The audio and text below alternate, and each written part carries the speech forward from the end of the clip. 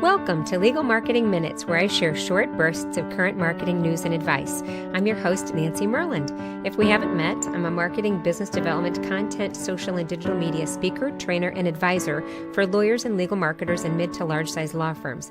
Your time is valuable, so let's get started, okay? Today we're going to talk about your blog posts, and if you don't write blog posts, don't tune me out, because this could apply to you as you start. When you create blog posts, I want you to get the maximum value for them, and that doesn't always mean that people click in the places you want them to click or that they convert to new clients right away. What I mean is that I want you to develop the relationships that are there because of your blog posts. Well, what does that mean? Well, that means that there are people out in this world who are so kind and they take the time to share your work. And sometimes you don't know about them. They might not include your name when they share it on Twitter, for example. I have found many blog posts shared by people when they don't necessarily use my name, but they might quote something or they might just share it without a comment. So here's what I want you to do, because I think this is really important.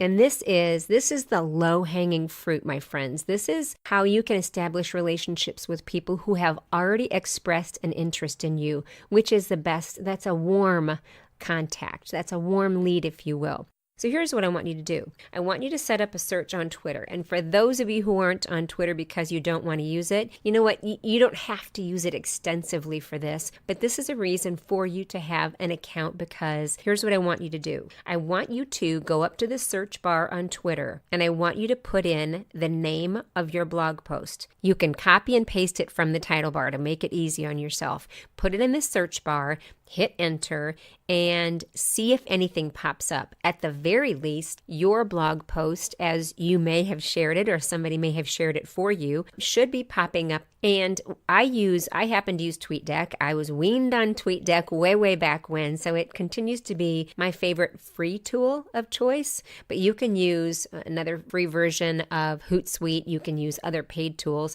And those of you who are using paid tools, you know what those are and you know what your favorites are. So I won't discuss those today, but let's say, for example, you are using TweetDeck or Hootsuite.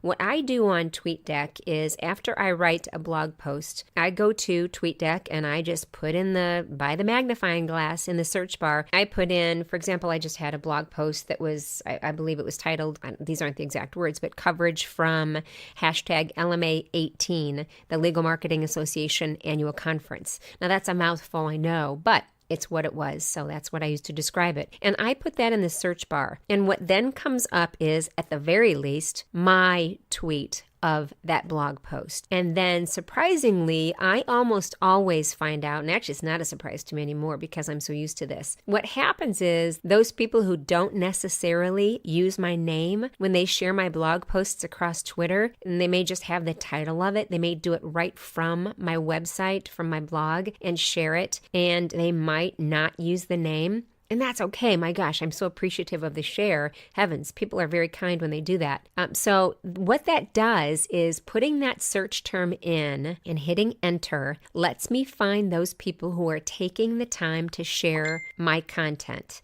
And so what do I do with that? Well, I then look at those and I say, you know what? I need to interact with those people. And you know what they might have done is, they might have shared it from the blog. They might have retweeted it from Twitter, whether that's that I originally tweeted and they retweeted my share, my original tweet, or they retweeted somebody else, or they just made a comment about it and just put the title in, or maybe they just put my name in. Any one of those things could have happened, and I will find it because I set that search up. So with every blog post, I do this search on Twitter. And the other thing that I do on Twitter is that I then tell TweetDeck to make a column for that search. And that happens automatically when I hit enter, when I have conducted that search. And then I move that column into my plain view so that when I log on to TweetDeck, I can see it as one of my main, depending on which laptop or computer I'm using. If I'm on my 34-inch wide monitor, which I just got and I'm so in love with, I don't use all 34 inches of it for Chrome or for TweetDeck, but I do stretch it out a bit, a lot more than I can on my laptop. Then I might see 5 or 6 of my lists or my columns at one time on Twitter, on TweetDeck.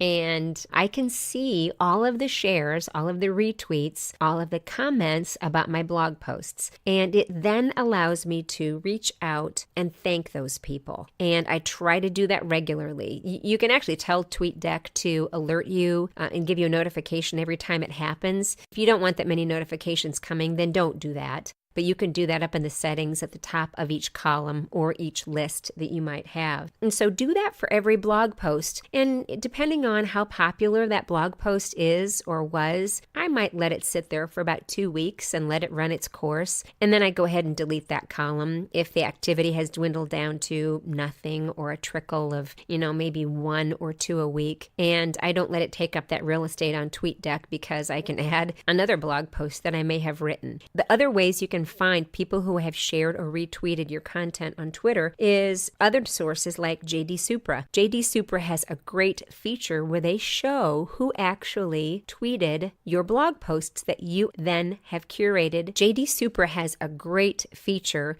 that allows you to go in and see who tweeted or shared your blog post that you placed on JD Supra. If you use JD Supra, it shows who has tweeted or shared your blog posts. And you can go find, you might have missed them. I've missed a couple that I haven't found because of that column that I talked about a moment ago on TweetDeck. And then I can do the same thing. I can then reach out to that person and thank them for sharing my blog post that was originally shared on JD Supra. I sometimes like to remind people what they did because people are busy and a lot of things have happened between the time they shared it and the time I get to them, even if it's the same day. A lot has happened. So sometimes I'll say, thanks for the assist on sharing my blog post from JD Supra. I really appreciate it. And then I might go look at their content on Twitter to see if I can reciprocate and exchange that kindness and do the same thing for them. Another free way to do this is to set up a Google alert. If it's a really important blog post, then you can set up a Google alert and ask Google to email you. And you can tell them how frequently you want this email. You can say, email me once daily whenever somebody shares or posts any content with these keywords, the title of your blog post. And then you'll find out maybe some other sites that have shared your content that you didn't even know about. You might also find some that have scraped your content and have posted it without you knowing about it or have posted it as their own content. So it's another good, and competitive intelligence isn't even a good term for it because that's not what it is. You can find the bad actors out there who might be scraping your content. So I would do that too. So there are, again, a number of paid tools. We won't go into those today, but go ahead and try it, particularly the search and setting up the column on TweetDeck or Hootsuite, your choice, whatever you use, and or setting an alert up on Google Alerts if it's a really, really important blog post. All right, my friends, well, that's it for today's Legal Marketing Minutes. Do me a favor and let me know your thoughts about this topic and about setting up these searches. Have you ever done it? And has it proved fruitful? Every time I share a comment like this or this suggestion, people always say, why didn't I think of that? And other people say, yes, I've been doing that for a long time. But if you're listening on a platform where you can leave a comment, please do so, as I'd love to hear from you. If not, you can always email me at nancy@myrlandmarketing.com. That's MYRLAND marketing.com. Plus, you can always find me on my blog at myrlandmarketing.com. And on Twitter, since we're talking about Twitter, I am always at Nancy Myrland. Again, MYRLAND.